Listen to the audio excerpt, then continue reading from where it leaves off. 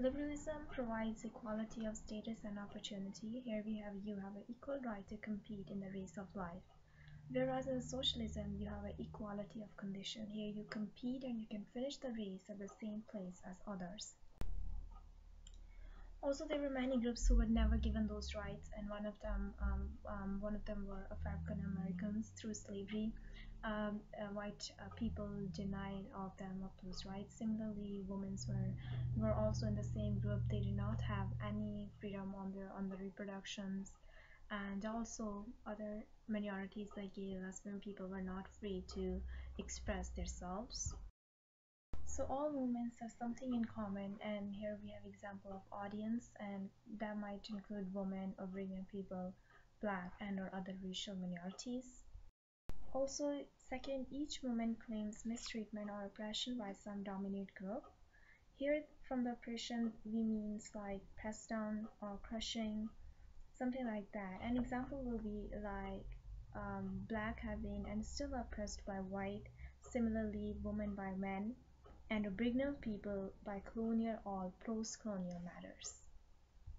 Third age is each movement seeks to liberate an oppressed group not only from external restraint or restriction, but also from internal. So these people were trying to oppose something. They're not just trying to come out from the external restraints, but also from internal. External are basically just those laws that they do not feel they should have on them. Internal are just those that they have over the time come to know and they want to actually change them. Movements aims to raise the consciousness and change the outlook of people. For example, Aboriginal people, they might feel socially inferior to white. Similarly, women might think themselves helpless to others. So basically through politics of identity, their aim is to get rid of such feelings and give a roots to new good feelings, or everyone feels safe at home, right?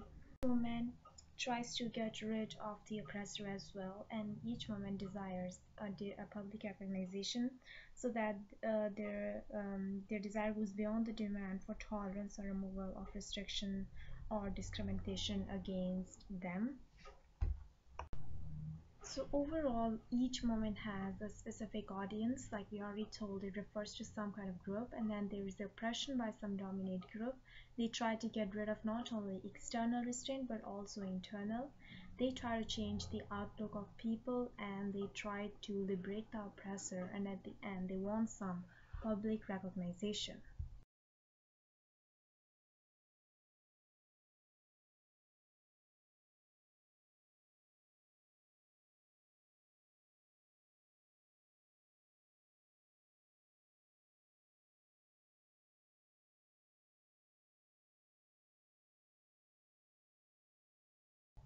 The three waves of feminism, they began in 19th century and continued until about 21st century. So it held a liberal view and they tried to overcome forms of individual discrimination. The second, the most important symbol for first wave feminism in Canada was the person case, which ruled that women were persons and therefore eligible to sit in the Senate of Canada. Women women fought for equality of opportunity in legal and institutional discrimination. So the second wave feminism has been concerned not only with overt discrimination but also with exposing and overcoming more subtle forms of discrimination that go under the heading of sexism. So they were against pornography and they were also called radical feminists. And according to them, women needed power and respect for differences, and sexist belief and attitude were male power system. The third wave of feminism deconstructed feminism, class, color, and sexuality as social construct as the first step toward liberation. And this actually began in 1980s. They were very influenced by postmodernist and post-structural ideas. And the third wave of feminism caused serious conflict with the second wave of feminism.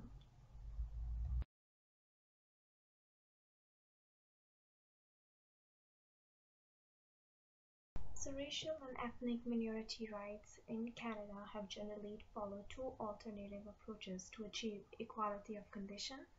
And one of those approaches is individualist approach. And in this approach, minority members of minority groups are viewed as individuals who have individual rights that they need to assert so they can become full and equal members of society. And the second one is group or communal approach.